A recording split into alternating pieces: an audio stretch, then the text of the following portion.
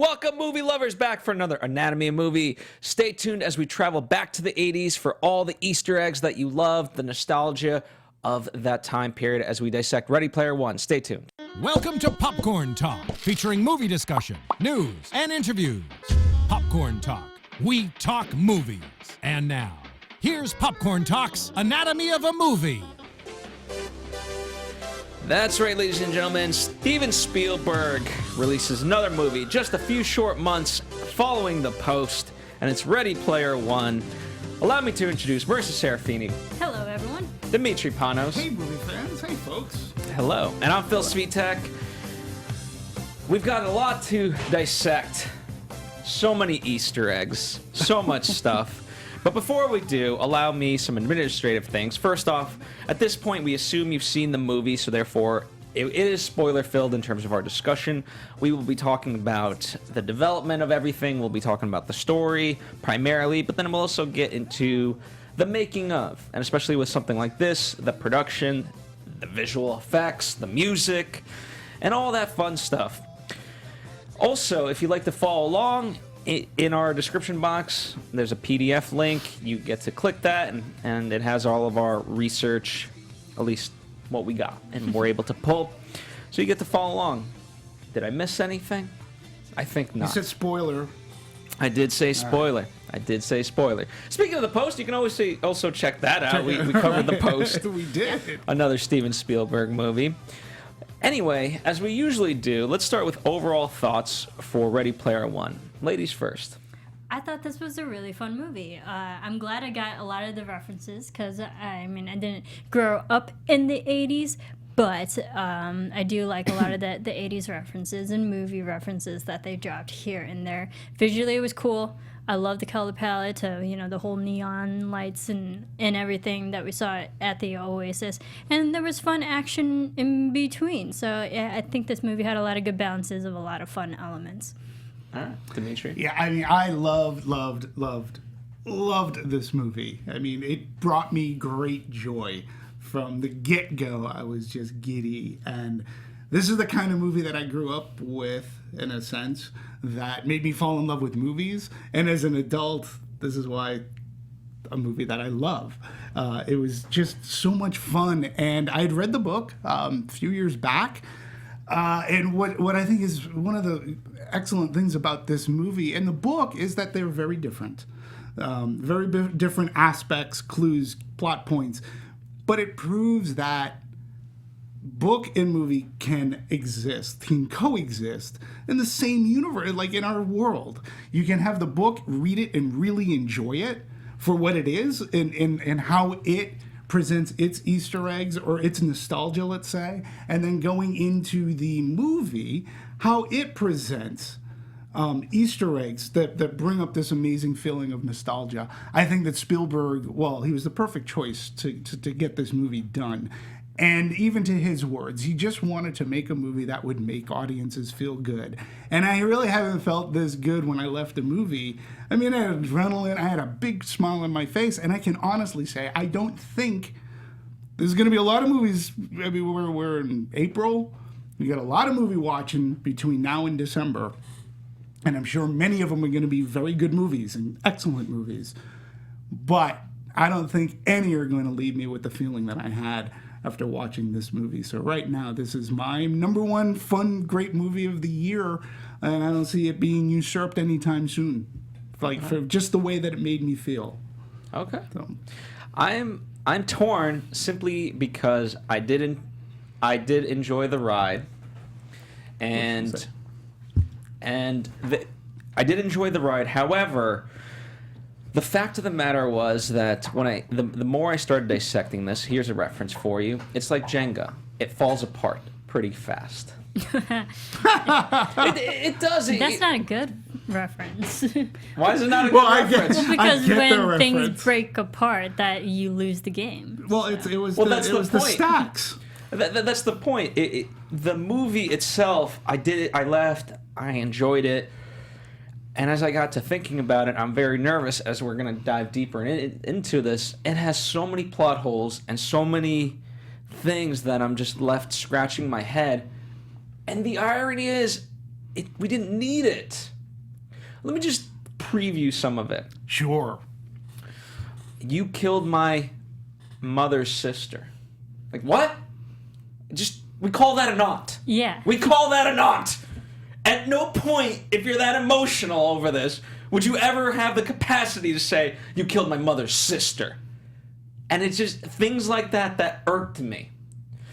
And there's greater plot points. Those are, you could say those are very tight nitpicks, but there's larger things that I pick out of this that I think aren't nitpicks.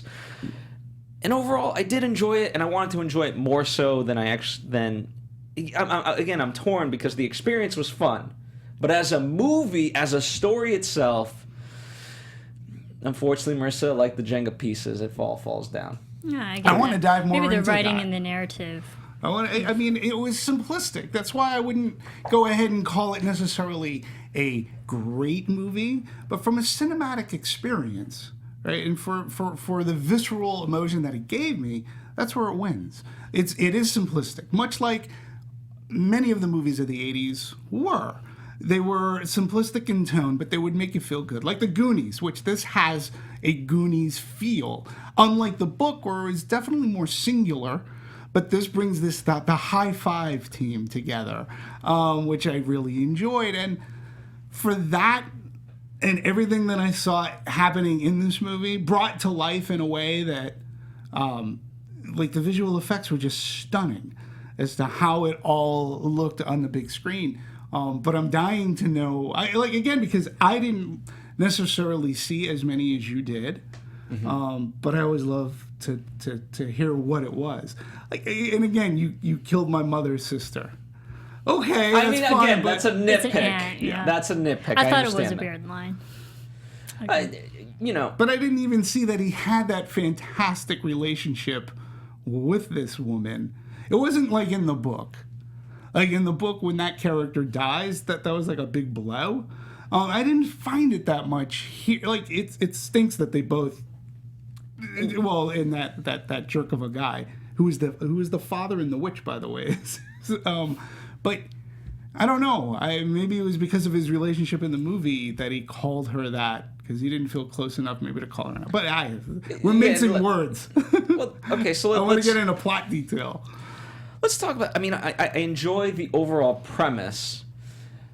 However, as far as the real world implications of all of this, and I just felt a lot of how it all set things up, and if you really stop and think about it, it doesn't fully add up. Like at the end, everyone's fighting in the street, and before that, just some of the rules don't quite fully make sense as far as how this world operates. You know, but beforehand, like as far as them kicking and so forth, like you actually need to move around, and yet our villain Nolan has a chair. So how the hell does he do anything? Okay, but his chair is actually, it is said in the movie that is the one of it. It's the only one in existence that does what it's able to do, and he's the one that has it, and he can.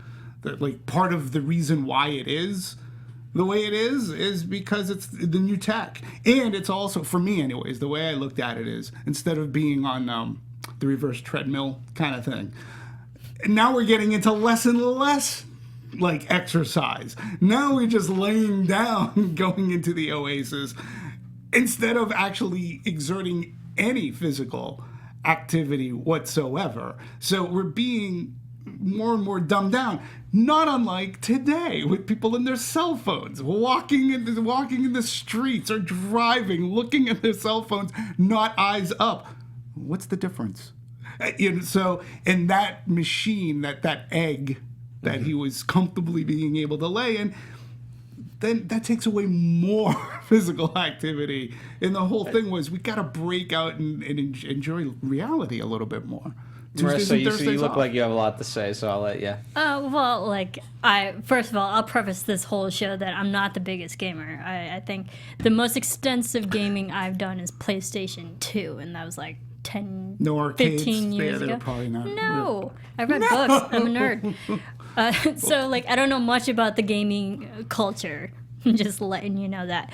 For the pod, I think they did a good job of explaining the whole idea that people are stuck in the Oasis because they live a better life. They're better people, or like they like themselves more in the Oasis than they do out in the real world. It's like when they go into the Oasis, they can't like differentiate like what's awesome and real when they get into that world, and compared to the reality, which is basically crap, you know. Yeah.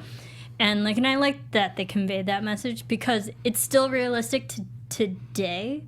And even though this movie is futuristic and takes place years from now, it's still the universal theme is like we got to get out and enjoy life, you know, because we're getting away from what's real. And the irony of that is not lost on me because Wade, all he's ever done up until then has been in the Oasis. The Oasis. And okay, I'll just start rattling off my nitpicks, and then we can Before we go, we have the keys. We here. No, I think you have the keys. You have the keys. Collectively, we have the keys. You are Percival, and we're the runners-up. But we're the high three. High three. So we get to run. So this is our Oasis. Yes. So for those who explain it a little bit further, because for people who might be lost, wait, what? And listening on iTunes. Oh well, these are the keys that Percival has to get. If you've seen the movie, read the books, these are a little bit more. These are more based off of what was in the book, or what should be in the book as the movie. There's one, the second key. They're pins. But the second key, you'll notice, is wrapped in tinfoil, and we'll talk about that when we talk about differences of the book and the movie, because it's a major plot point, which I'm sure we'll get to. But at the back of each key, because they are pins, has the quest or the riddle that need be be found, because it's on the back of the key. So they're pretty cool. I picked these little ditties up at WonderCon last week. Which is a good show, great show, and I figured, well, we've got to bring the keys in because we have the keys to the Oasis now. Fair enough. They're pretty. So let's talk about the premise as far as it's a hunt to basically solve a series of puzzles from Halliday. And that's all well and good. I love the premise. It's Willy Wonka in a sense. Yes. It's trying to get totally. to the end of... That's what I said. Yeah. I mean, it's trying Ernest to get Cline to the has end. said it himself. I didn't read the book. Well, you didn't need to. It's very Willy Wonka-ish. And they make no bones about it that, you know, you can get the keys to the castle, the keys to the Oasis, and you get to run it, because I can't anymore. So that premise too, that's a huge nostalgia presence, because I don't think there's anybody in this room who can't say they don't love Willy Wonka and the Chocolate Factory, the Gene Wilder, right? So who was originally asked by Steven Spielberg to be Halliday. Yeah. Unfortunately, he turned it down. But as far as like the MacGuffin of all of this, or I don't know what the right term would be, but it's essentially Halliday is trying to make some sort of amends, or he feels regret over his best friend Morrow. And how that came into being, and that was the bow that wraps all this up, I didn't have a sense of their friendship, and therefore it just got lost on me. Like at a certain point, there was too many references, and they weren't cohesive enough to come together. Yeah, you know what? I agree with that, because I felt there was definitely a disconnect.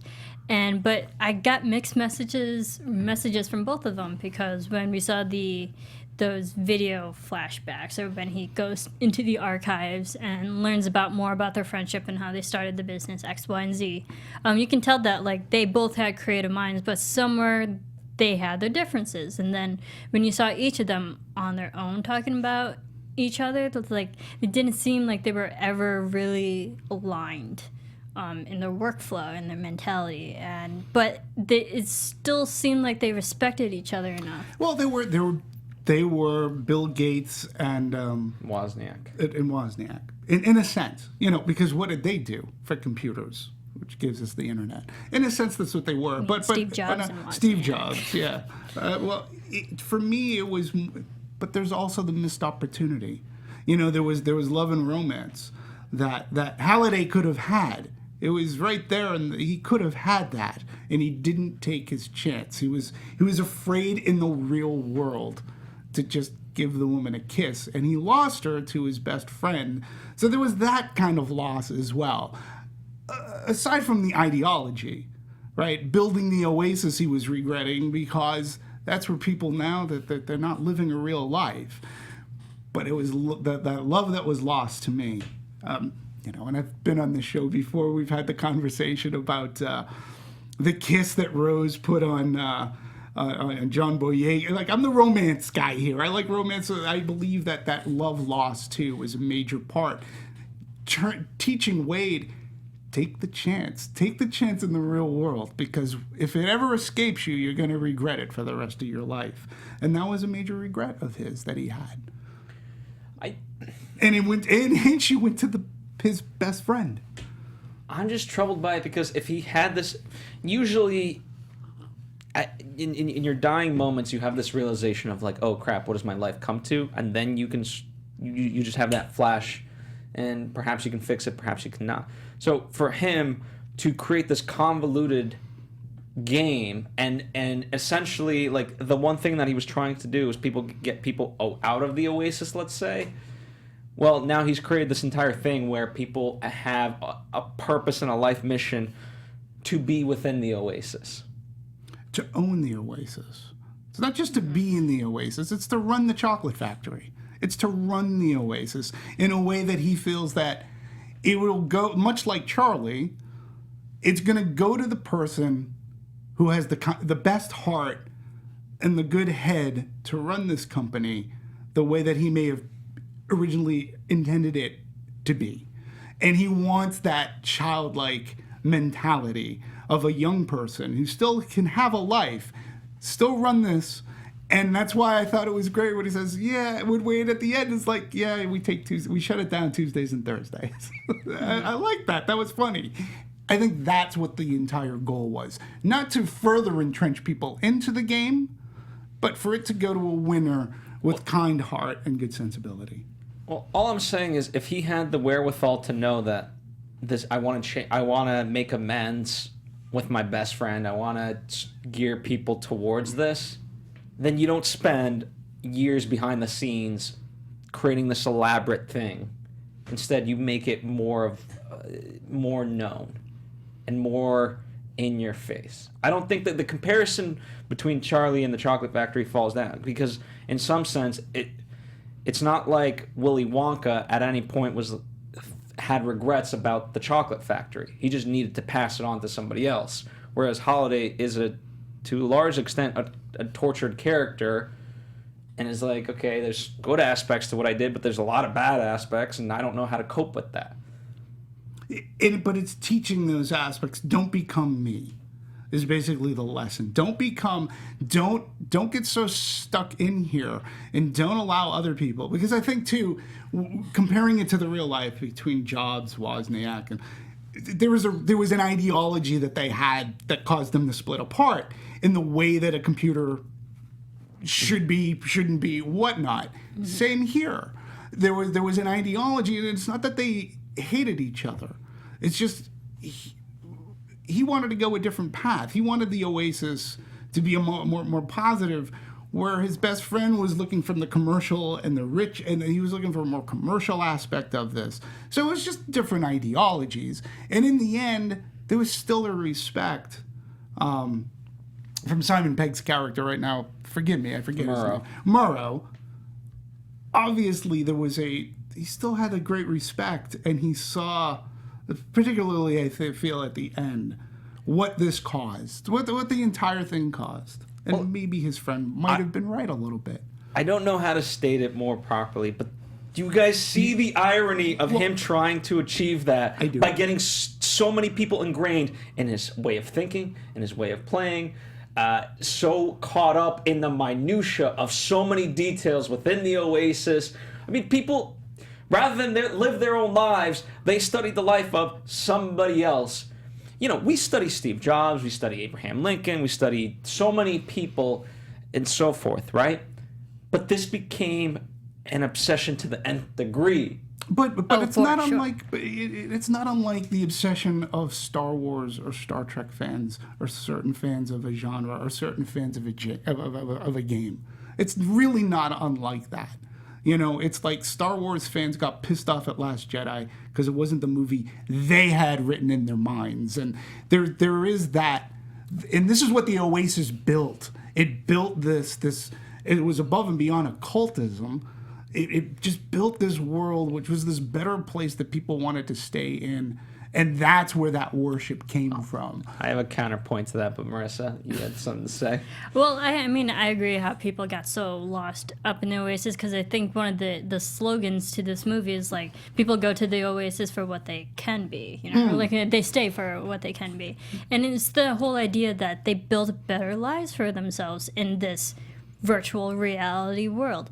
And I'm glad that when we saw all the high five, when we saw them out of the game, they seemed like good people who all had a good moral sense and they liked each other, had good friendships within each other. They seemed like personable people that knew right from wrong. So like I liked it when you did take people out of this place so you can determine like who's actually good and who's actually bad, no matter what world they're in. Right. And you say you're not a gamer, but Phil, you've played a game or two, I've right? played You've enough. played like a Call of Duty or, Yeah. you know, so when you, so Marisa, like a lot of these games too, you build avatars you can make the avatar look like whatever you want. Right. And Mass Effect's a great thing, or even Fallout, things like that. And this open play gaming kind of thing. So these people are creating their avatars to look the way that they kind of would love to see themselves as being perhaps in the real world, when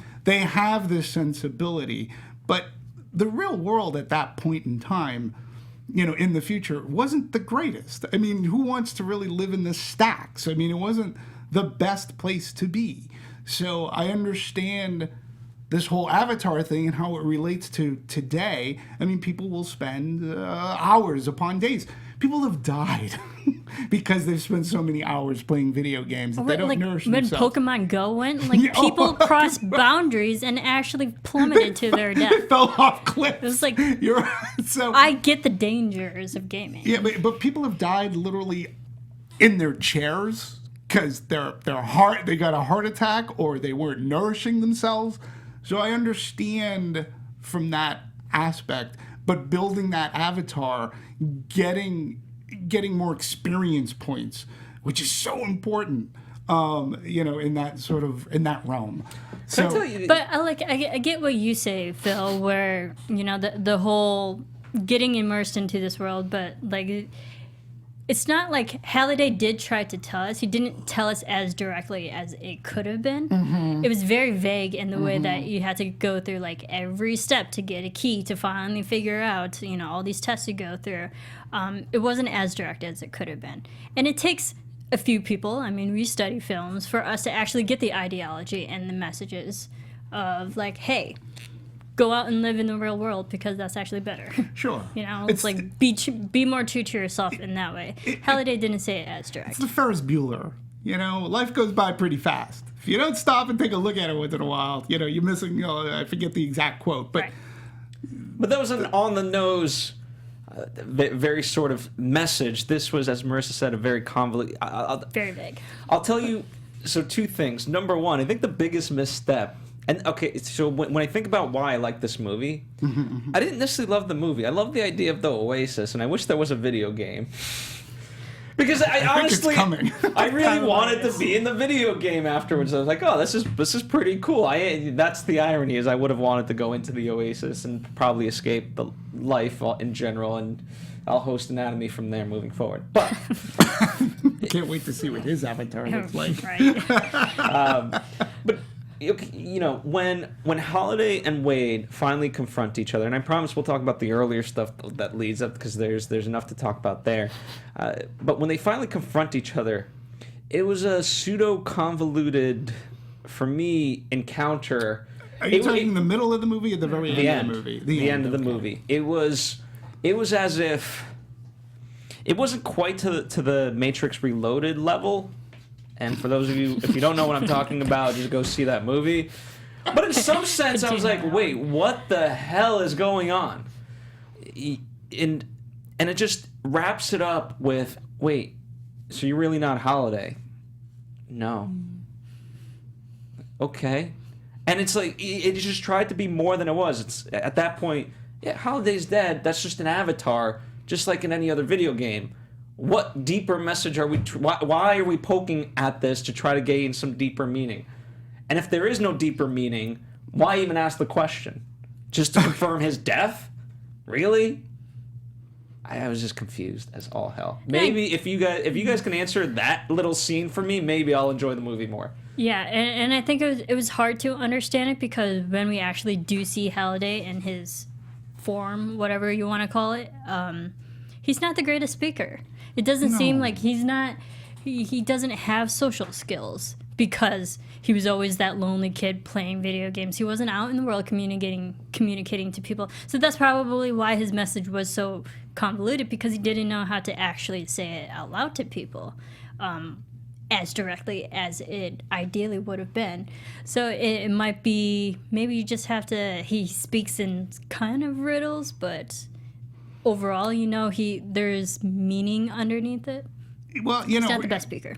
No, he wasn't. And I think, though, that was actually a nuance of Mark Rylance's performance that I loved. Because as an actor, again, he's a chameleon. He becomes somebody else. He becomes this hippy-dippy 80s guy who plays video games, who's not assured of himself. He has this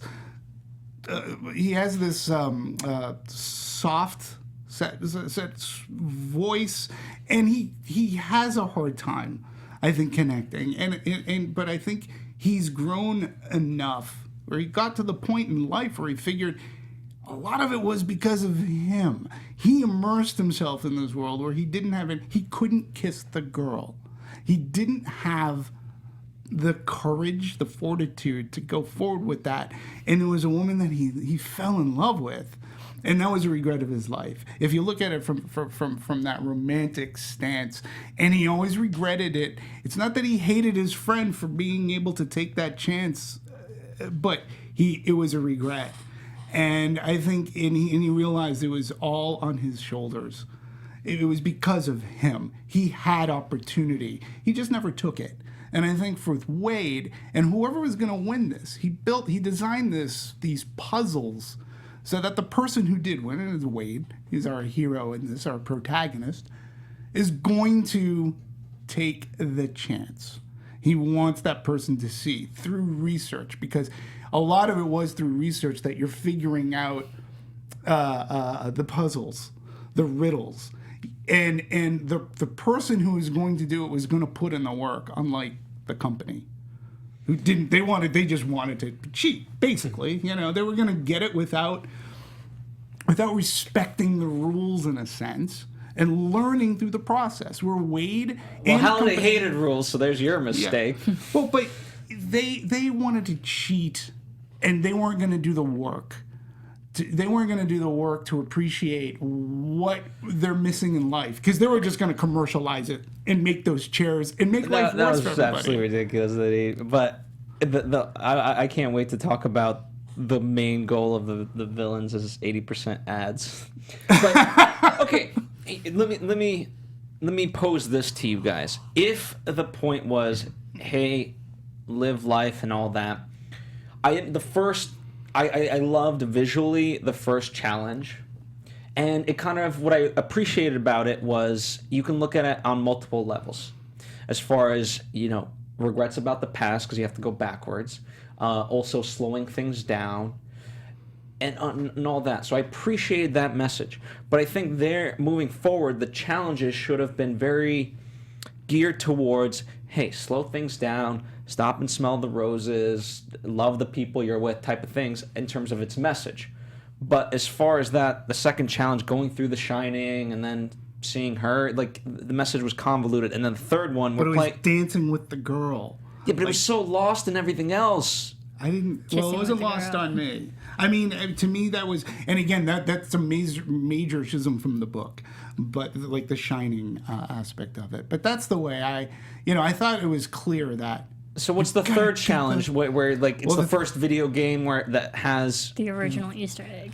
Yeah, and it's like, okay, well, how does that really convey this message of, slow things down, be part of the real world, and so forth? That was the end war, the end game, trying to find this one Easter egg, because, again, you're looking at a game that was in its form, even today. It's one of the simplest put together games. Life was simpler then. Like, they didn't have like video games. All right, I'll accept that answer. So it was in its simplest form. It was like, this is life in its simplest form. It was one Easter egg. I think that maybe if you found out, this is it. It's unlike, like, again, a lot of games today. There are what they do is they challenge the operator to find Easter eggs in the game, to find these because you can level up, power up, do whatever. Where this game was almost like dot matrix, for crying out loud. Okay, and going back to a simpler time, and the games were still fun back then. There was still a challenge to do it. And so enjoy life, enjoy the game. But I'll accept that. So. Marisa? Right. I think it was more for like the last one with the original Easter egg is sometimes we just overthink things and make things more challenging than they really are. And I think that could have been the message, because in life sometimes it doesn't have to be as hard as you think it is. Right. And I think it's just like, no, enjoy the game. Find because it is sometimes just as simple as you think it is. That could be it.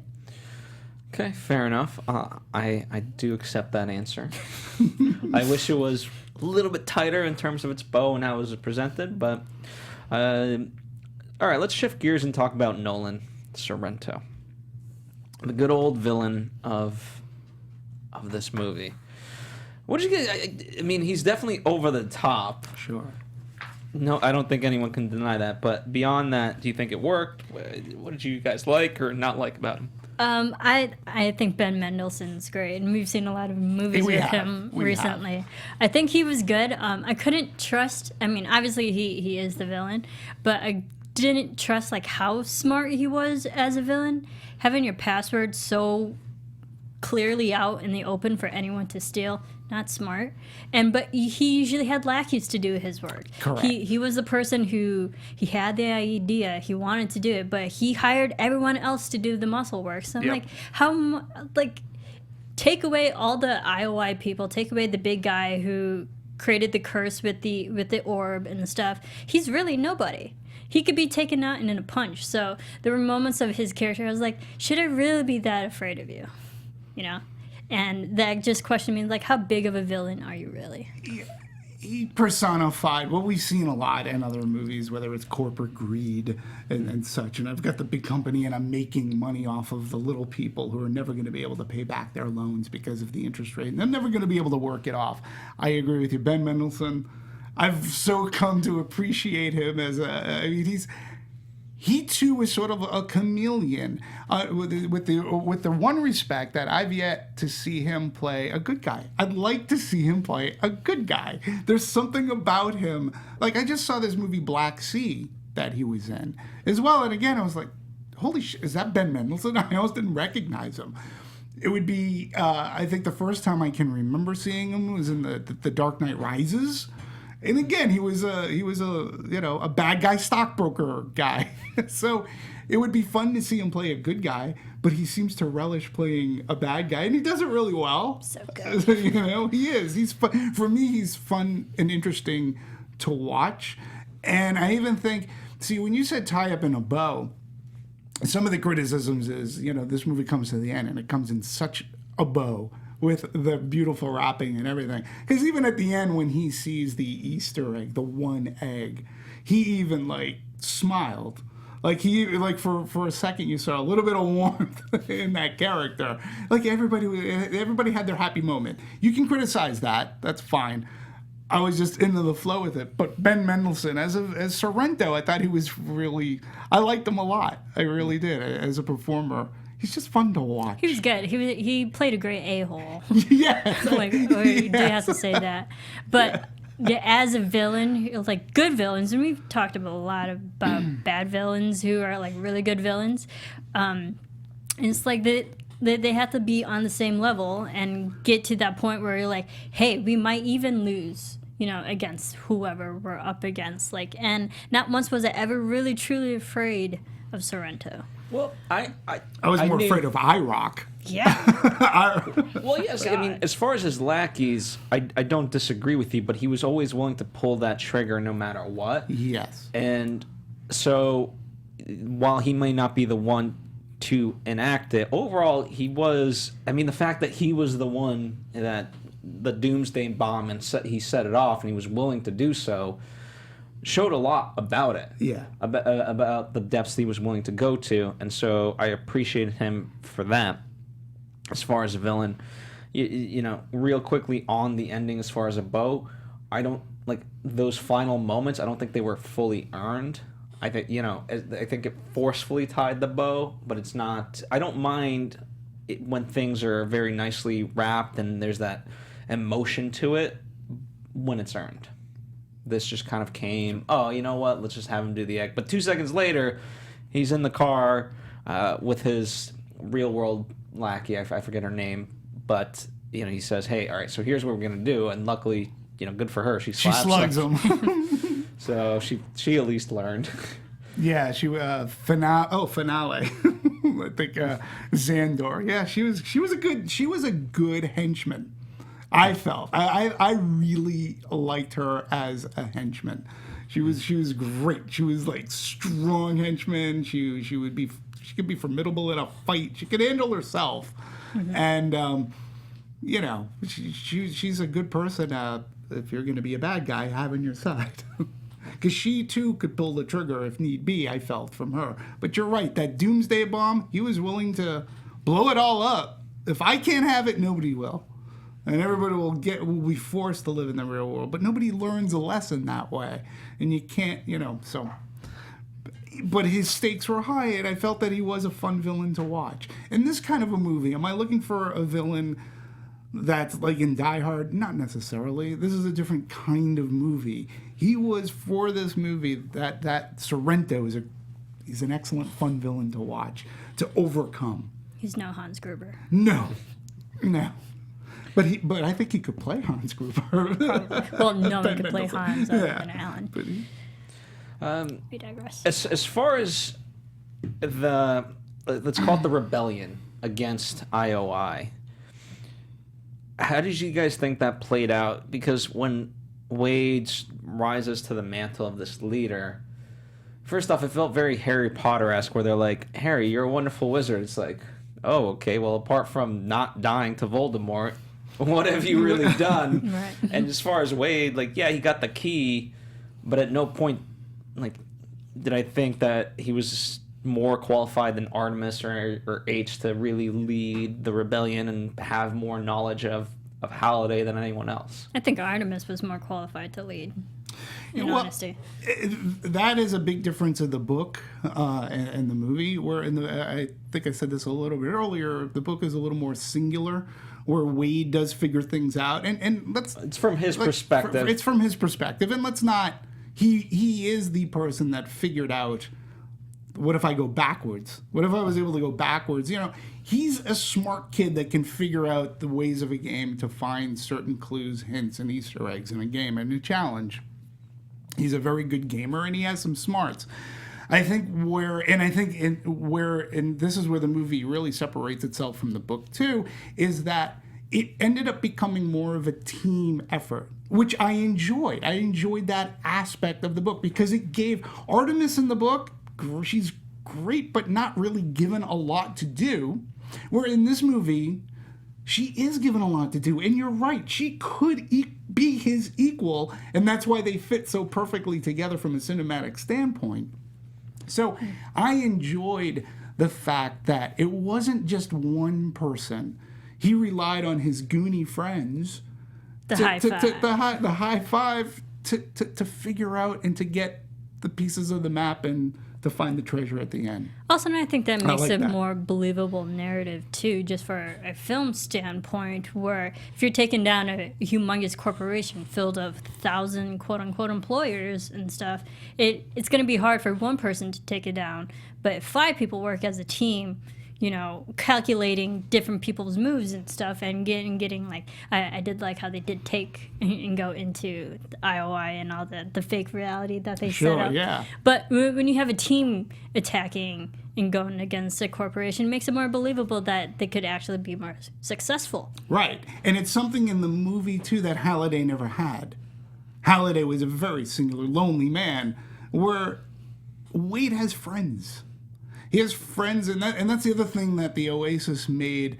It was bright and shiny in the Oasis, where you have friends in the Oasis, but you got the feeling that once they came out, like you said, and I thought they did a great job with that too. I loved seeing those kids in the real world, but they could be friends in the. There's no reason why they couldn't have been friends in the real world too, and together in both the real world and the Oasis, their avatar worlds, they could work together. And I appreciated that change from a cinematic standpoint. And again, it just gave them more, it added a little more to the nostalgia of it all. Because for me, as I said, it sort of reminded me of the Goonies, of putting these misfit kids together and they got to solve puzzles to get the treasure. Yeah. Well, I think that as far as commentary goes, that, you know, it's usually as far as the people that are great at these games are going to be the younger kids, versus you have IOI, and yes, they've employed a lot of wonderfully amazing, let's say, kids, but it's always an older company, and if you don't have that spirit, as Wade says to him, you know, a hater can tell a hater, right. Or a gamer can tell a hater, or right. whatever the exact line is. Let's talk about some of the differences from book to movie, because they're, I mean, as far as what I can tell, it might be easier to start from, I got about halfway through the book, but it might be easier to start what the similarities are, which is there's Halliday, he creates this contest, there's IOI, they want to win the contest, and there's Wade, who's getting through challenges and the characters, and that's where the similarities kind of end. Pretty much. You know, for me, some of the aspects that I can remember, you said you've read halfway through. Did you read it at all? I did not. No? So, again, I think where the book to me, and again, it's one of those books that I read that, again, just ear to ear smiles because of the nostalgia that it brought up. But again, I think that one of the big things is it made it a point that Wade is poor. Wade's poor. And there are different worlds to go to, and he can only go as far as this. I forget the name of the world. Somebody can help me out, but I forget the name of the world. But it's where he goes to school. That's his high school. Oh, Lotus or something like that? Something like that. But that's, and ironically, that's where the first challenge is. The clue is about where do people need to learn the most or something like that. Yeah. So, but you can't travel to worlds unless you have coin. So even in the Oasis. Even in the Oasis. So that was one of the biggest things, but like changes. But again, where this adaptation works is it's slim. It pares down a lot. It really takes it to its, you know, it really makes it Willy Wonka here, because we've got challenges. This guy dies. He's leaving the keys of the castle to whoever can figure out his challenges. Where in this, the challenges were, for example, the first challenge was movie karaoke. You had to recite every line from War Games. Okay. Yeah. That's a great movie too. You're right. Well, but you would love the book, and so sure. because it has all this stuff in it, so you can't do that in a movie. So you just can't. You can't. Because why am I going to watch a movie where people are just movie. Right? Well, but that's what they did in a sense. So another huge change is, so you see the keys, and I say that they come from more the book than the movie. The middle key, the second challenge, it's wrapped in tin foil. The reason being is the second challenge in the book had to do with the movie Blade Runner. the Voight-Kampff test, which I believe was the answer to the big puzzle, was taking this Voight-Kampff test, which is a huge part of Blade Runner, and the foil, when you unwrap the key, turn it into the unicorn that James Olmos makes out. So, again, they were actually, true story is that Blade Runner was going to be the movie within the movie, but Blade Runner 2049 was in production at the same time that they were going for Ready Player One. So they decided to scrap the idea. Going with The Shining, to me, made 100% complete sense, being Spielberg's love of Kubrick. And doing that movie, which is probably one of Kubrick's, like, you know, you're not going to do Full Metal Jacket. No. Right? So, or Eyes Wide Shut. I actually rewatched The Shining just like 2 days ago because of this because movie. of the movie? It made me want to like rewatch The Shining. I was like, oh yeah, all the references. Yeah. So that's a major change. The other thing that's really cool about The Shining... What I appreciate about it, just to point out, it's not just the movie itself, it's the clue then that leads to it. Because it's a whole domino effect as far as the creator who hates his creation. Right. Which is, of course, Stephen King. Right. Who actually hates The Shining, the movie. Yeah. So, but the cool thing about... that is that Zach Penn, who's a co-writer who wrote the screenplay, he also wrote this movie called The Last Action Hero with Arnold Schwarzenegger, which is referenced a couple of times in the street race going by a movie theater. Jack Slater is on the marquee. It's a Jack Slater movie playing. They go into a cinema in which they're dragged into the movie, much like in The Last Action Hero. Whether you like that movie, Last Action Hero, or not, but it's a pure reference, and I thought it worked. I thought it worked better than in Last Action Hero. It was a great...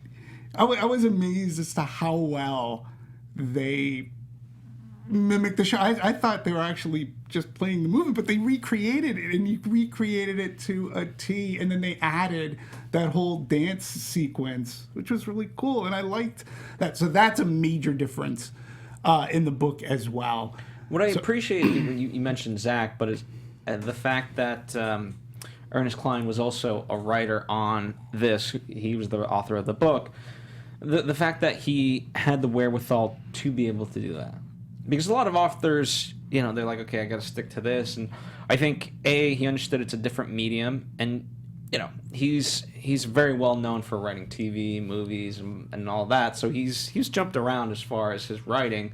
So he knows well enough. And I appreciate it. And then I appreciate the fact that he not only changed it out of necessity, but also tried to improve upon the book. Yeah, and he wasn't married to his creation. Like, I appreciate, you can respect that too, because we hear so many times that they don't want it messed with. But I think that they did a good job. The other thing that's a major change too is Artemis. I said this earlier before. In the book, she's there, she's a romantic interest, not given a lot. So, but one of the main things that they do in the movie that's a difference is they swap positions. The whole thing when she's... at IOI? At IOI. That was a plan that in the book Wade had come up where he was going to purposely get captured, be put into the IOI, and things were going to go from there. But in this, they put her in there. They give her more of a role. They make her even smarter. They make her a good character to pair up with Wade. They give her smarts. They give her some backbone. And they also add suspense to the movie. Because when they're more or less found out and he's looking for her, so they give her more, which I was very thankful for. Because it beefs up a female character in a movie and they just give her more to do and they make her a smart, strong character. Or in the book, she's a fun character, just doesn't have as much to do. Yeah. There were some deaths that happened in the book that don't occur in the movie, and I was okay with that. I just walked away going, sometimes we talk about changes in a book and people get really pissed off because they've changed so much, right? This one, I was all fine because from a cinematic standpoint, it makes sense. I don't think too many people got upset. So you think they made changes for the better? I do. Well, I think they made the changes. They're better for the movie. I think you haven't read the book. So I think if you were to read the book, you'd go, oh, this is a really fun book. Like, I had a really good time reading it. And, you know, the movie's really good, too. So I think they really do coexist, regardless of what changes that they had to make from a cinematic standpoint. I think that it worked. Like, I didn't need to go to all these different worlds as they have to do in the book. Yeah, and I think the challenges. What's great about, I will admit this, the premise is fun, where you can do a variety of things with it. You're not married to it. Like, if you're, let's say you read Lord of the Rings. If you were to change the Lord of the Rings as far as the movies from the overall core of the various things that the book is, I don't think you'd like it as much. Right. You know what I mean? I don't know. There's just some books that you just love the premise, and you can toy with the premise multiple ways, and each of them, like with this, can be a standalone piece versus, I'm trying to think, I don't know how to explain it better than that, but you know, it is what it is. I think, I mean, I haven't read the book, but like you were saying, Lord of the Rings, if you change things, that changes the message, then that changes how people think of either the book or the movie. And it seems like in this movie they changed just referential things. So like we had Blade Runner, changed that, but let's put it in another popular movie that people will still understand these references. Sure. So I think, yeah, but at the end it didn't change the message, it just changed the situation. Right, and when I mentioned War Games, you're like, oh, I love that movie, It's right? a great film. It's a great movie. In the book in which it happens, you're like, oh my God, he's memorized all of War Games. Like, who does that, right? And so the nostalgia factor of the book, as heavily 80s as it was, and it quoted John Hughes a lot, so we even had our John Hughes. There was actually a couple of John Hughes references in this movie. So yeah. It's all in there. It's just presented differently in a more visual way, and you can choose if you want to watching the movie. You can choose to look for everything. I found that a lot of the Easter eggs are just hiding in plain sight, like, and you can see them or they could go away. A book, you can do that nostalgia thing you can do it on that literary. You don't have to look for it. It's just in the written page where they talk about War Games or Lady Hawk or Breakfast Club or 16. I get you know, in the sense of, like, if a stormtrooper walks by because that's an Avatar, it's a fun visual reference that you get in a movie versus, like, if you had to be like, I walked past the stormtrooper, I walked it. So, right. I want to shift slight gears. This isn't necessarily a story, but it kind of ties in. As far as the licensing, all the references. Right. This is a fun, you know, you have to kind of tip your hat off to what they were able to do. Oh my and God. Ironically, Spielberg was part of the first group to ever do, like, when you go back to Who Framed Roger Rabbit. Yeah, I was gonna say with Disney characters and Warner Brothers and yeah. So Betty Boop. You know, he's, as far as that's concerned, he's making history again with all the, you know, you've got Batman, you've got they didn't, the only thing, as far as I mean, there's still a lot of references they couldn't pull in, but they didn't do a lot of Star Wars references simply because Disney didn't want them to. It's still a property that's going very fast and heavy. Right. But you know, apart from that, do you guys have more details of how they're able to pull this off? Yeah, I mean, particularly the non-Warner Brother properties, they couldn't just add in whatever they wanted. And so Steven Spielberg was preoccupied with the movie itself, and the burden of getting these rights, all the properties, fell into Warner Brothers team producer Christy Makosko-Krieger, and especially special projects supervisor Deidre Bax, all of whom approached Disney, Fox, Paramount, Universal, and various other studios for the character licensing. And according to Zach Penn, Bax, the effort in clearing the rights to each character in the film was so astounding that it's going to be taught in film schools. You know, so, and this comes from, I should credit this, ScreenRant.com had a whole breakdown of not only all of the Easter eggs, but how this was done. And they even go as far as saying what wasn't or isn't in the movie. But Spielberg, it's like you said, with Who Framed Roger Rabbit at the time, that was one of the things where people were just amazed. Nobody thought that it could be pulled off where Warner Brothers and Disney would like shake hands and go, okay, we'll allow it in there. And again, when you look at Roger Rabbit is one of the closest movies that I can compare Ready Player One to, because Roger Rabbit broke the mold at that time. In so many ways. In so many ways, right? And this movie, from a technological standpoint, like breaks the mold, even in the way that it was filmed. But getting the rights to all of the characters and Easter eggs. I mean, there was some stuff that, like, to see the RV from Spaceballs. Like, are you kidding me? I was like, that's the Spaceballs RV. I mean, that stuff was why I could be so giddy. And it's not like they hid that one. It was right there. Like, you could see it. So I can understand Spielberg carries a lot of weight. And again, I think that's why I think he was the only one that really could have pulled this off to have that happen. Well, as far as his producing, like his stature, I did ask myself this: if I didn't know Steven Spielberg did this movie, would I know it's a Steven Spielberg movie? And I tried to think of what is a Steven Spielberg trait. Yes, he does a lot of action. He does great movies that I've loved.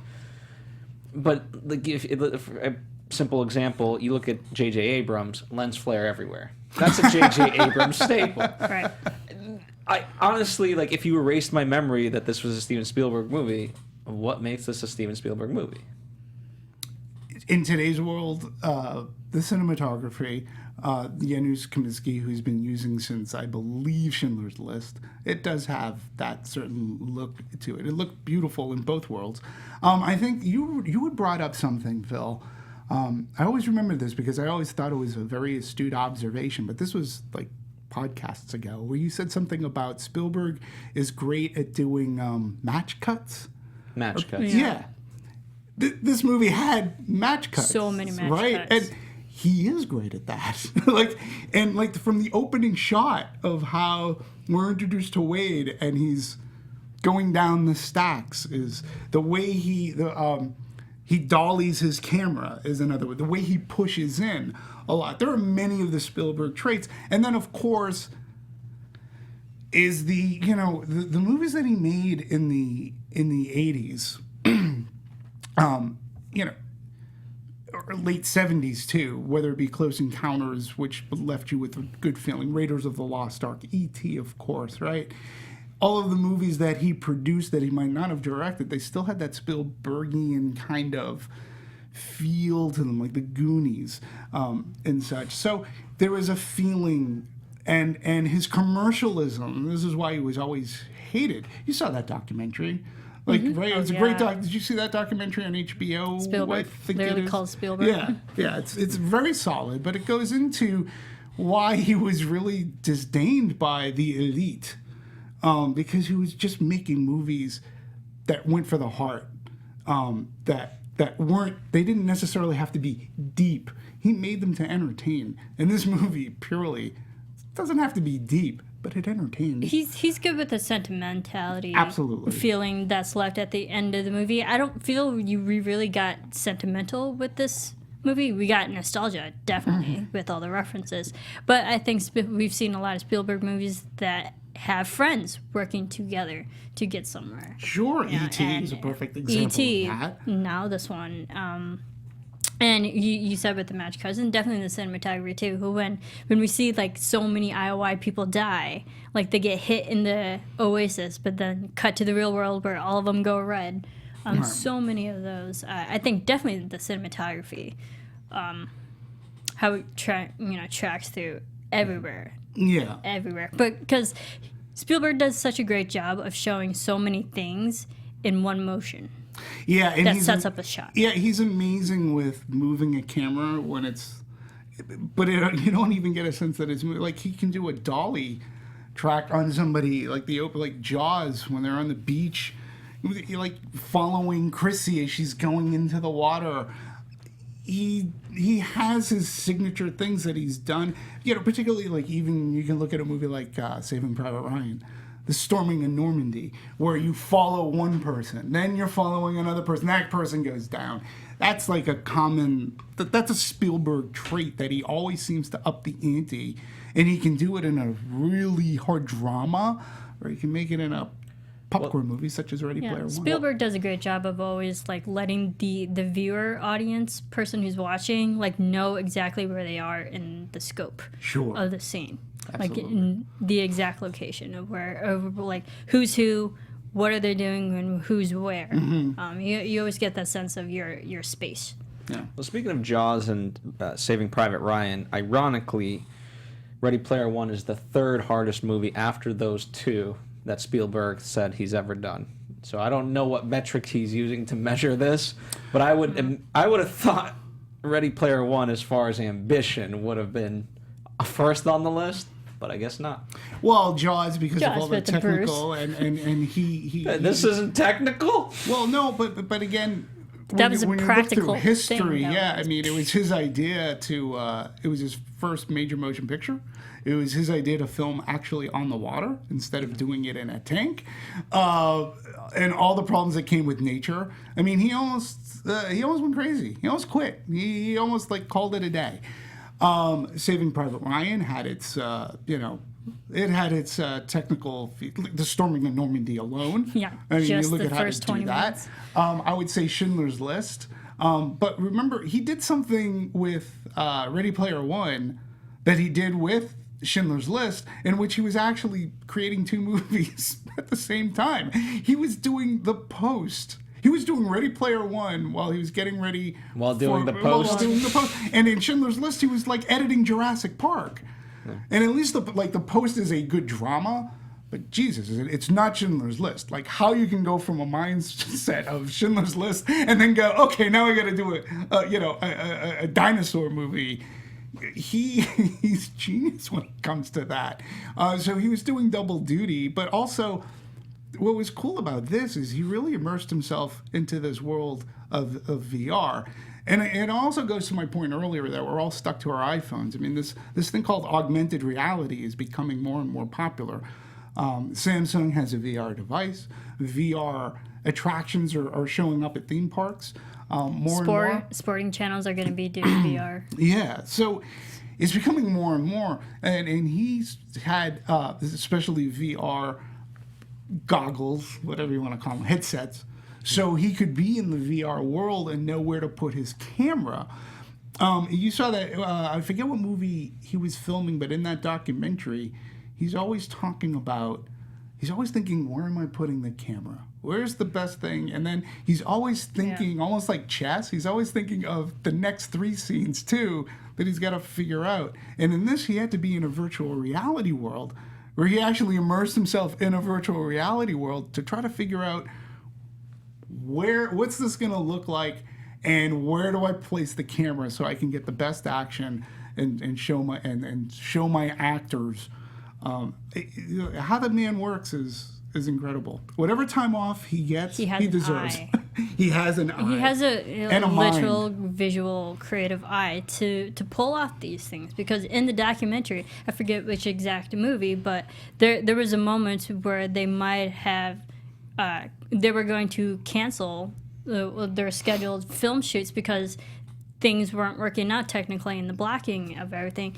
Steven Spielberg took one 20-minute walk around the location, and he came back with he's like, we're going to place the camera here and here and here. We're not going to cancel anything. We're still going to shoot. Yeah. So, like, he has the visual creativeness and directing ability to pull things off that other people just don't mentally have. They don't have that. They don't think the way he does. Well, what's ironic about this movie, when we speak about it, is he, in a sense, created the franchise movie for not literally, but for all intents. I mean, with Indiana Jones, like Jaws. Well, he invented the blockbuster.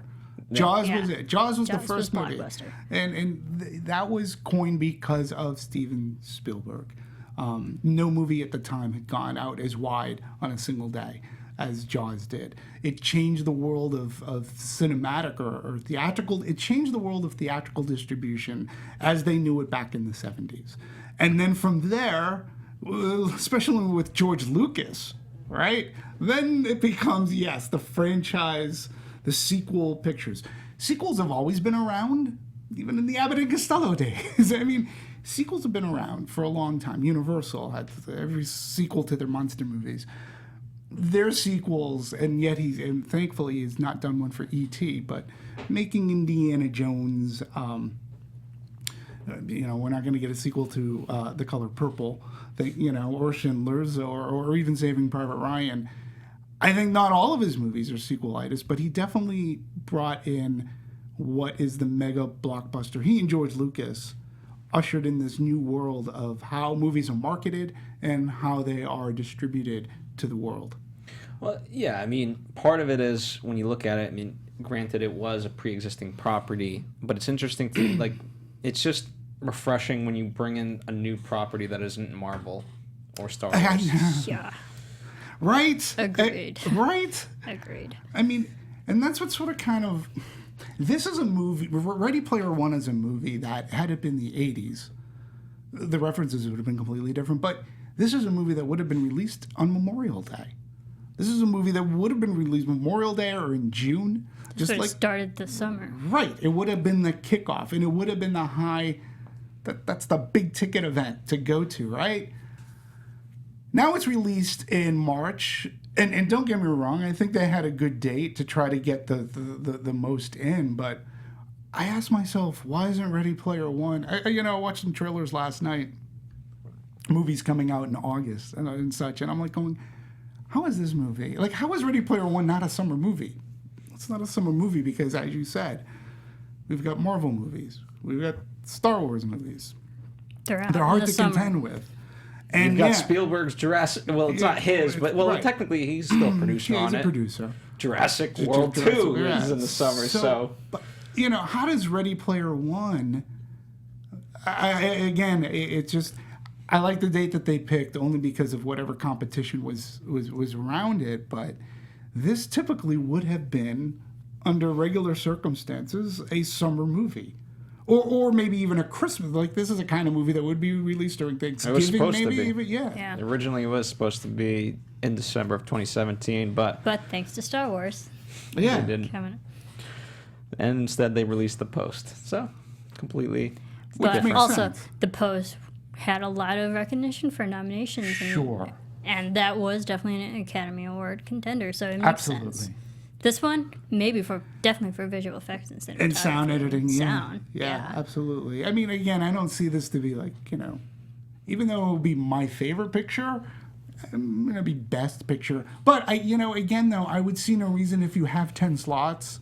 Again, why can't a movie that sort of makes you feel good fill in a 10 slot?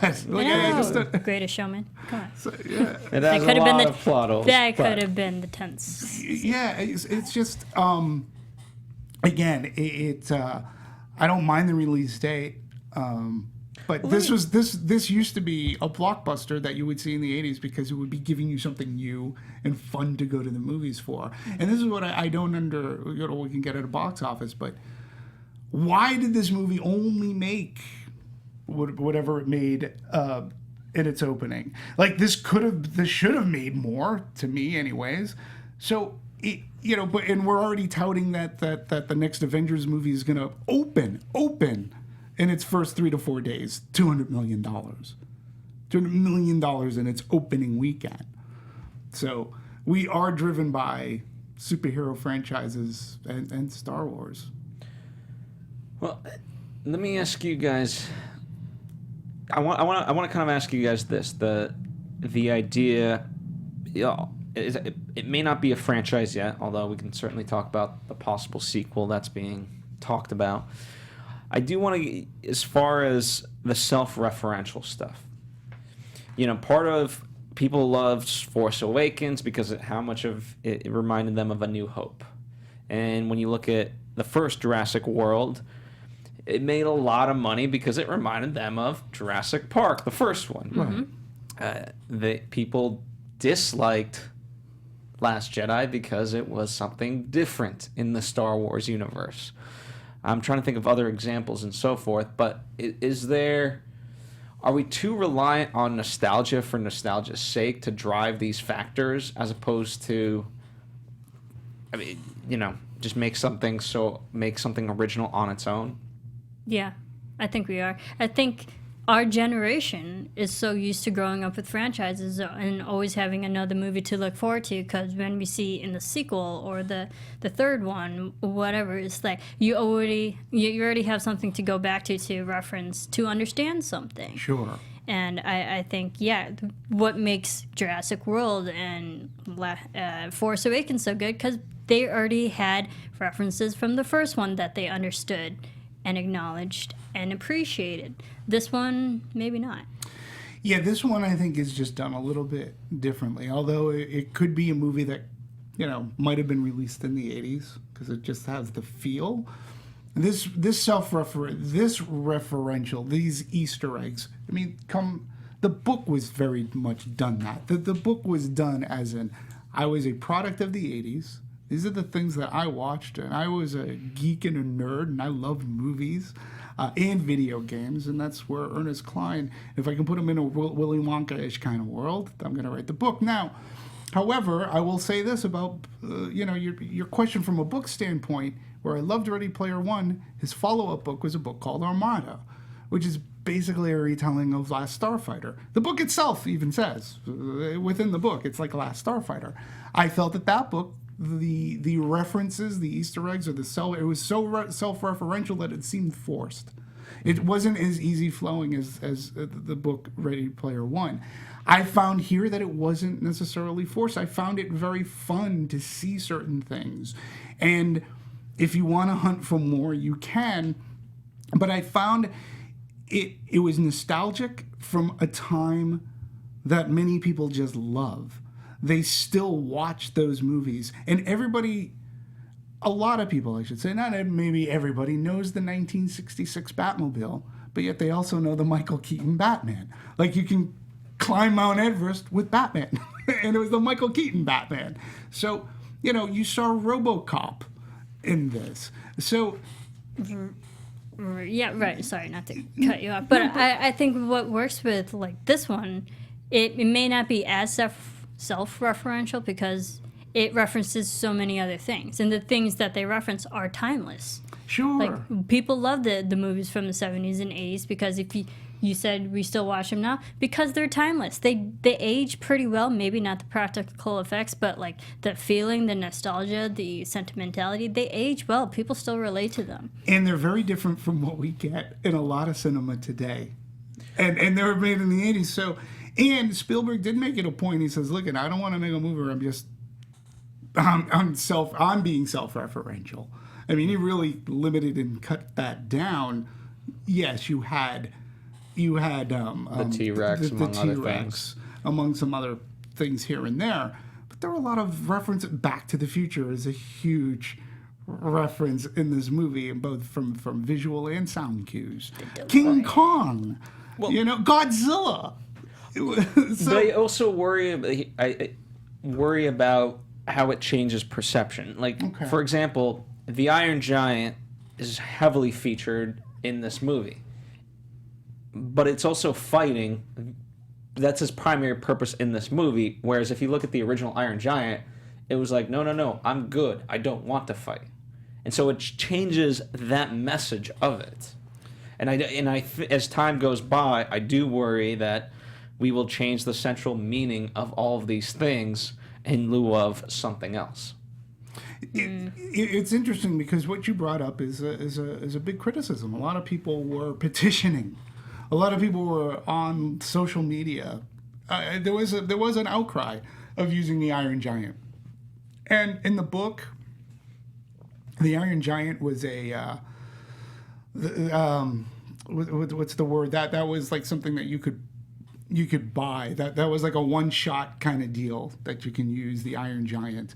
And here, for me, the Iron Giant was used in a way that I don't think it was any disrespectful to the movie.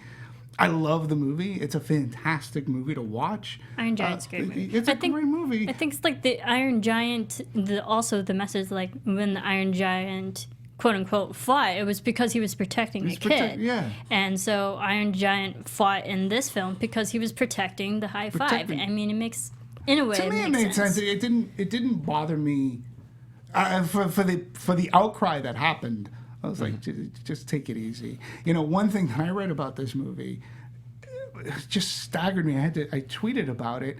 Somebody actually called this movie elitist. Like, elitist? What the hell how is this movie elitist? Like, to what end?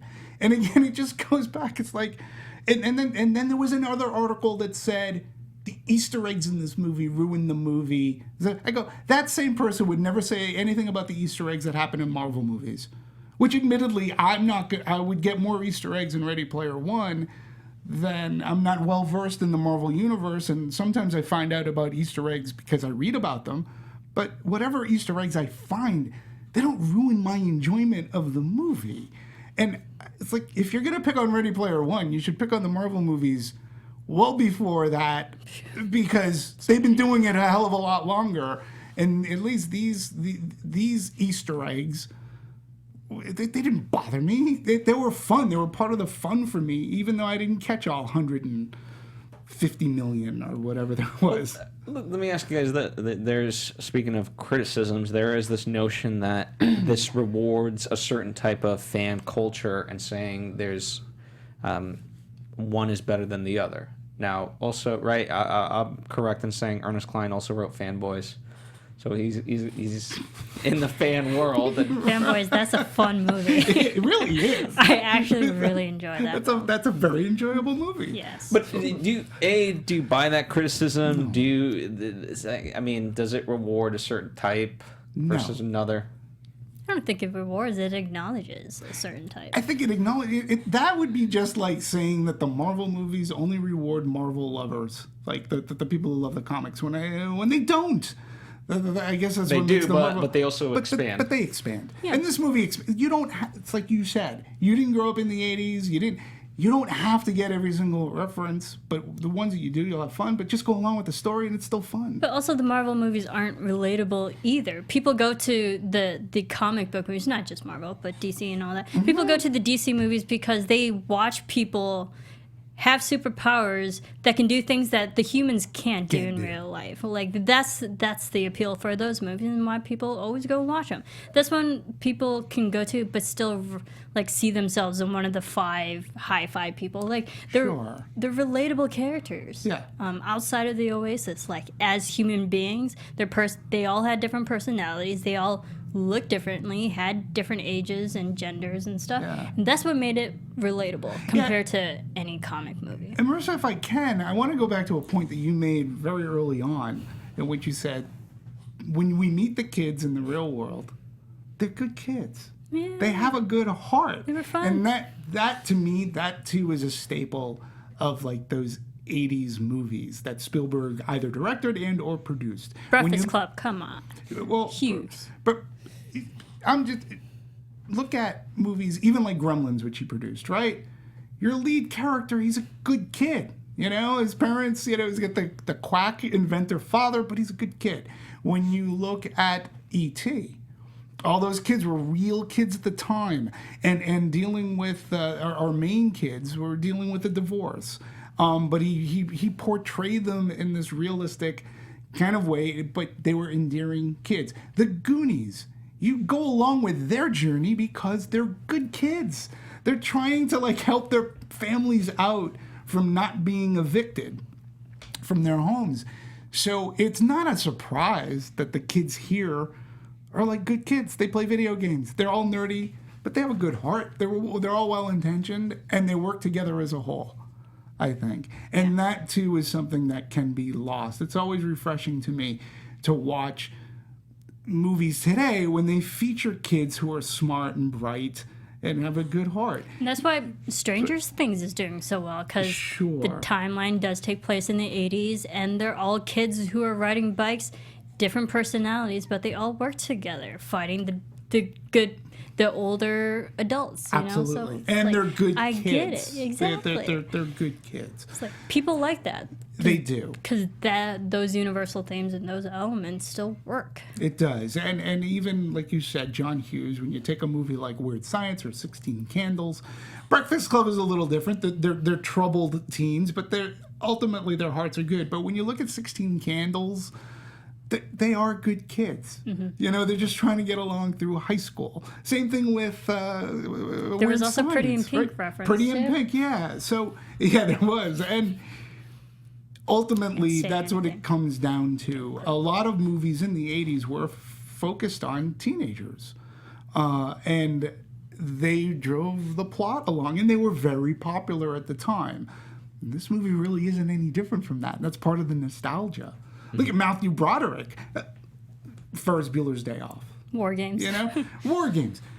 Good kids. You know, if you're going to look at Ferris Bueller's Day Off as a nostalgia reference too, Ferris Bueller's sort of the one who's sort of kind of a dick, where his friend Cameron's like, he's a good kid who just has really hard parents. But at the end of the movie, they all learn. But ultimately, they make good protagonists. So when I look at Wade over here, number one, am I the only person? And I mentioned this from the trailer.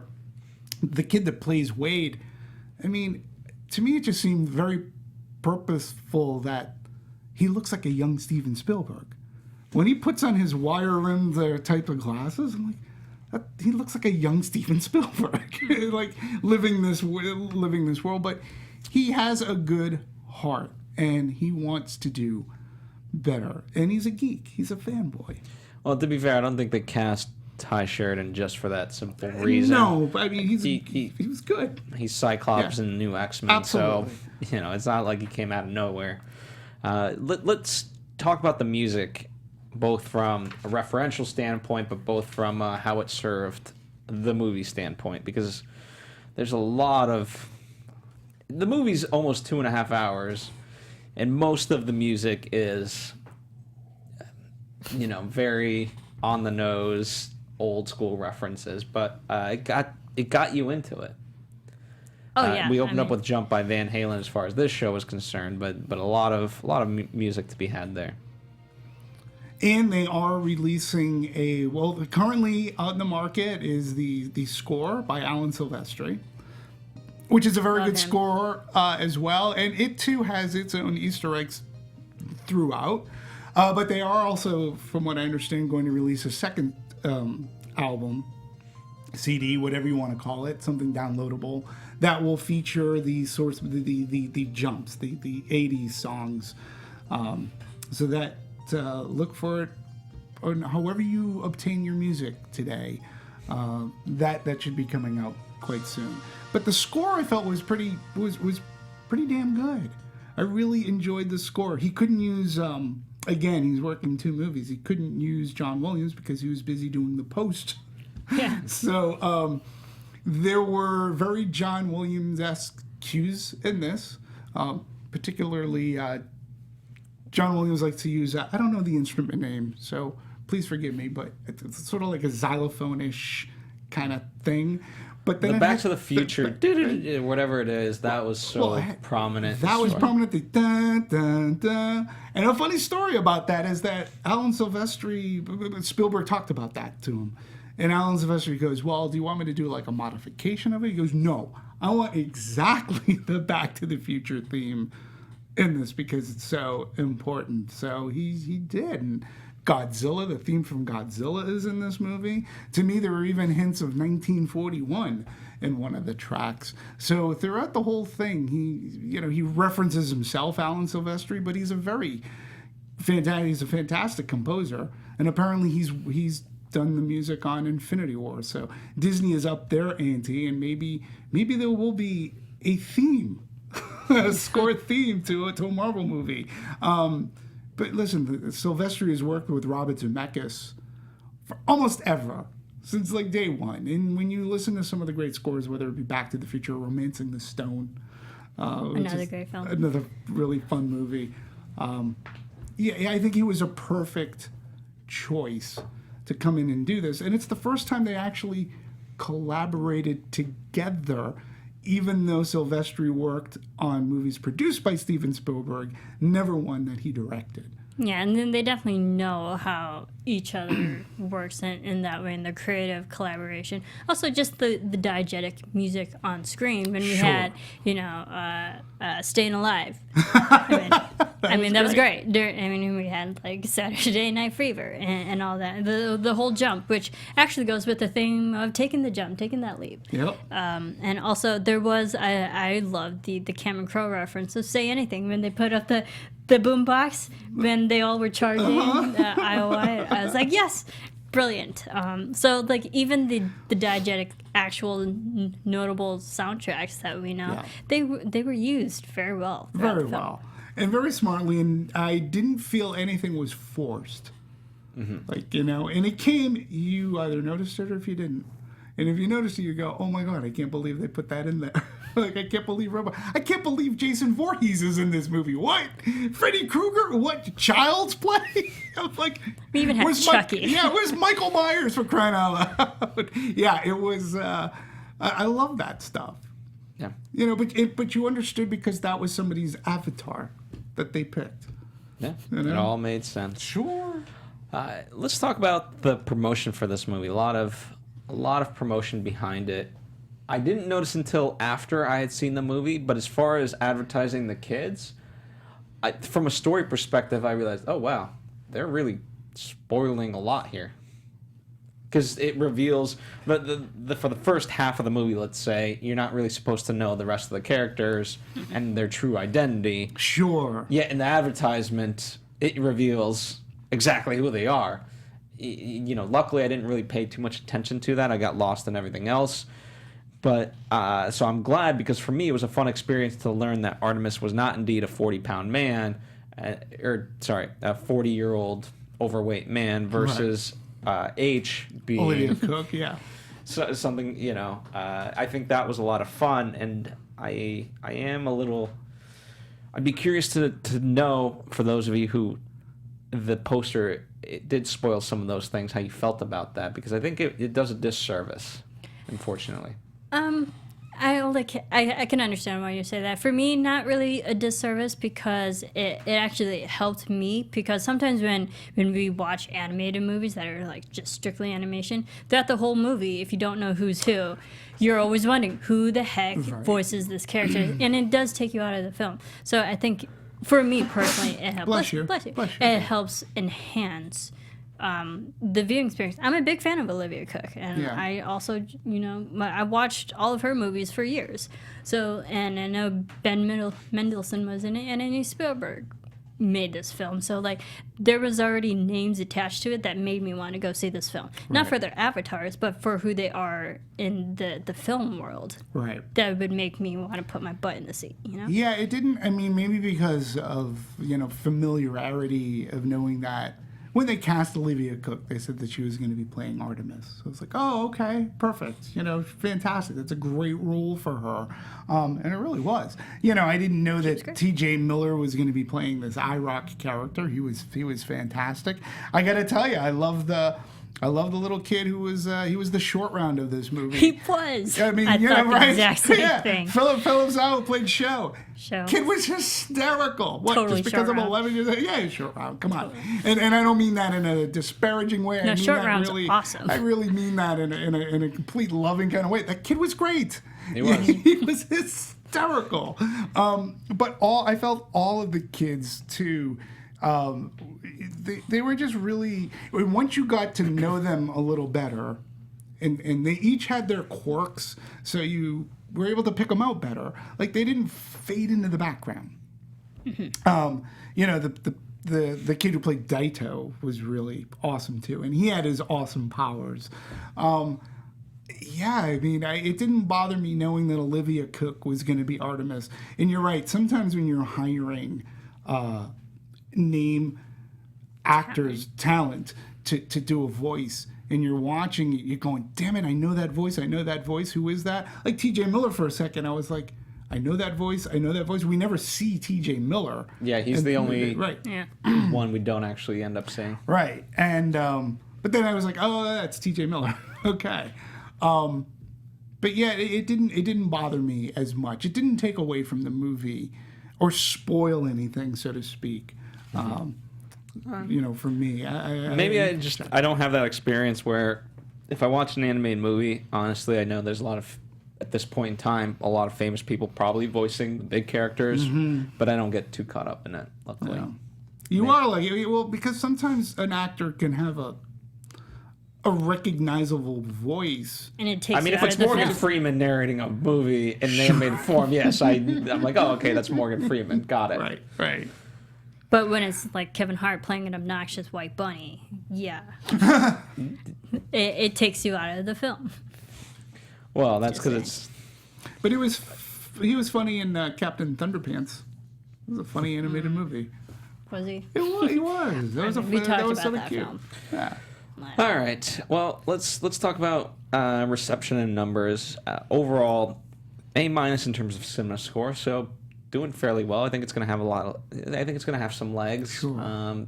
Infinity Wars comes out fairly soon, but enough End time. of this month. Yeah.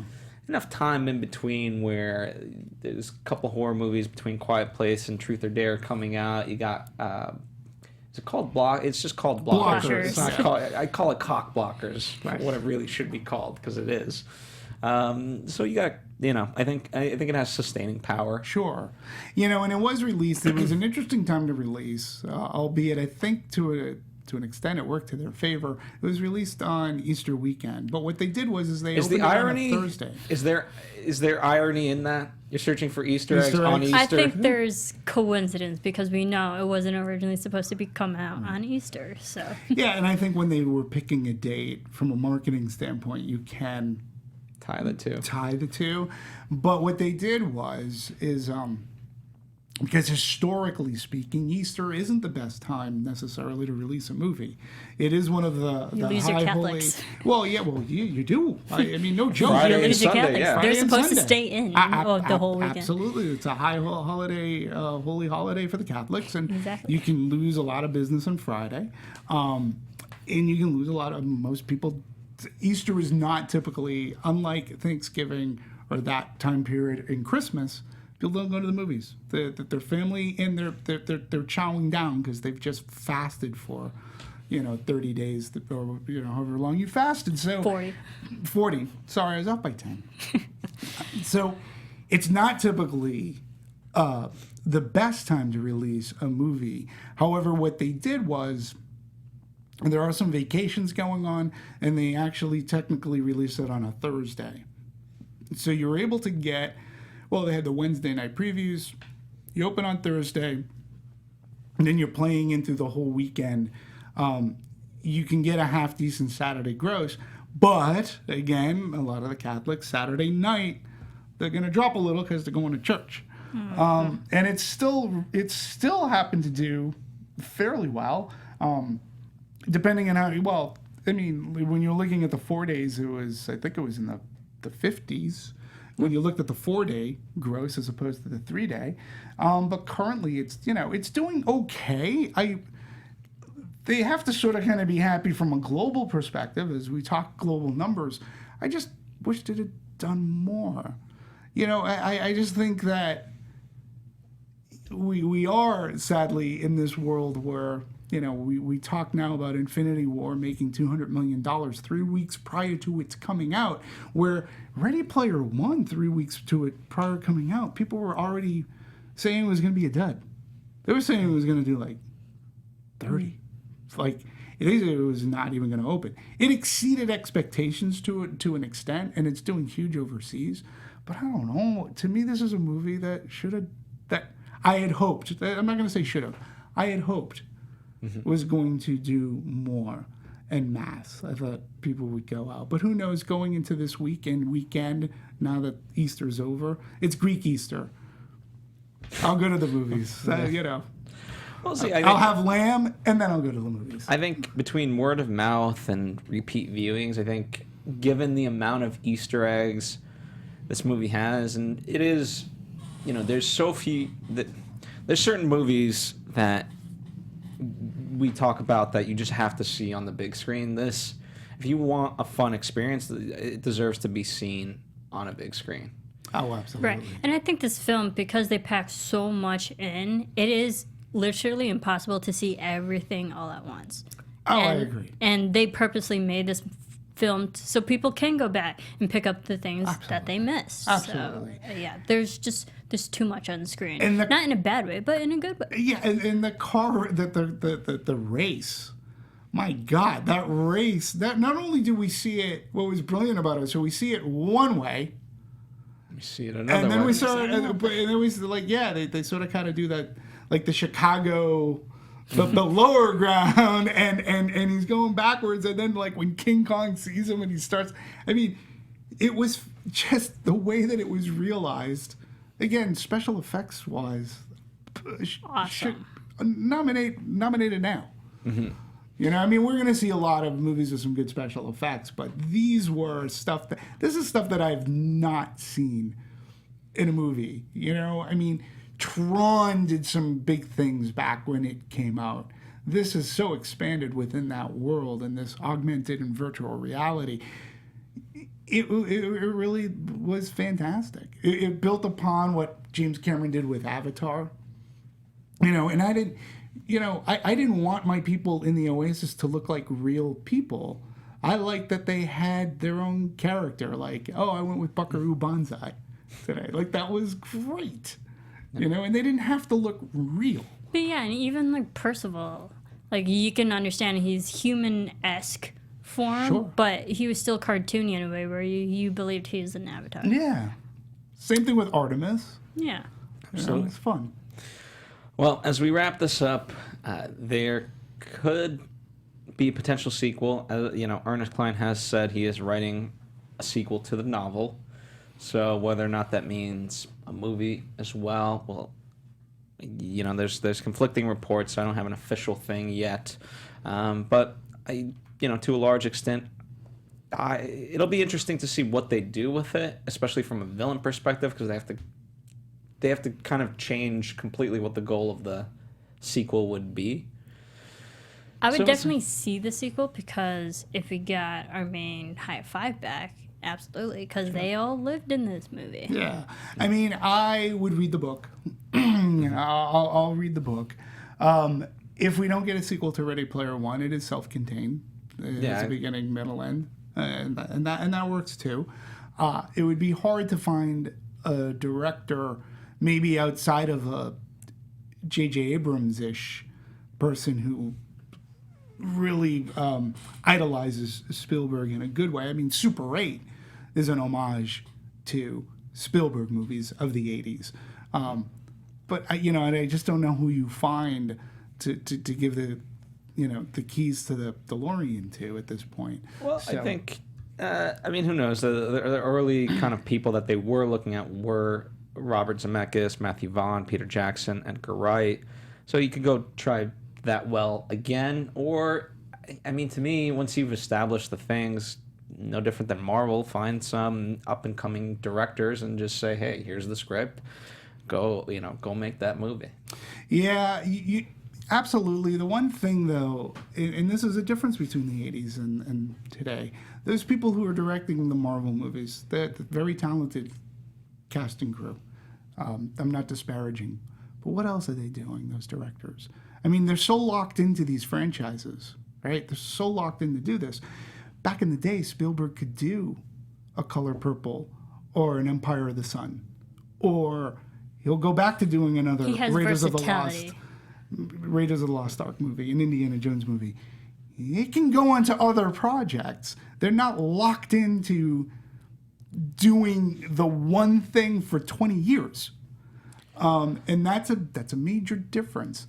And that's what makes Spielberg who he is today, much like it makes Martin Scorsese, Francis Ford Coppola, he directed musicals as well. So all of these directors had a versatility that they could take risks on. Some of them didn't work. Many of them did. Well, I mean, at the end of the day, it's a very high-class problem to be had if you're locked into, boo-hoo me, I'm locked into Marvel. No, I get it, but from an artistic standpoint...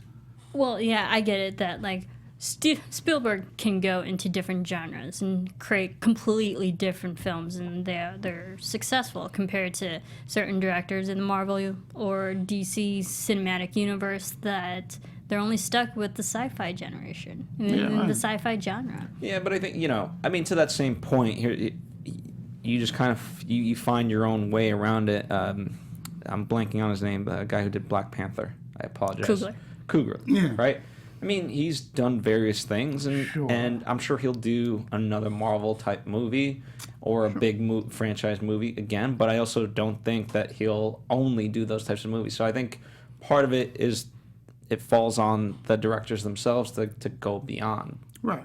I mean, thus far, Star Wars has at least. I mean, J.J. Abrams had a name for himself. Rian Johnson had directed other movies prior to Last Jedi.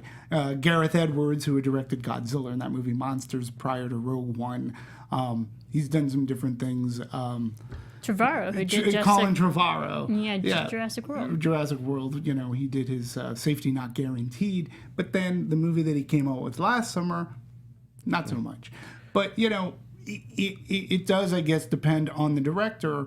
But with Marvel, it really seems that they lock them down. I mean, Han Solo's being co-directed by Ron Howard. They brought him in. The guy's directed a few movies too. But what I'm saying, Just a few Oscar-winning movies. I mean, part of it's twofold, right? In the sense that you want these guys to expand, but at the same time, Spielberg for a reason. You know what I mean? It's like saying like all these people that are directing these movies are on the same level as a Spielberg, and there's so few and far between that can rise to that sort of level.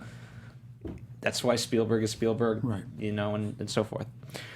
Yeah. All right. Absolutely. So I just wanted to go back to numbers because currently, though, that this movie's at $238 million, which that's no small feat. I mean, it cost $175 production-wise. And from what I understand, they spent globally now, they spent about $150 for the marketing and such. So they have a ways to go. But at the end of the day, I think that the foreign, again, 71.3% of this global gross comes from the foreign territories.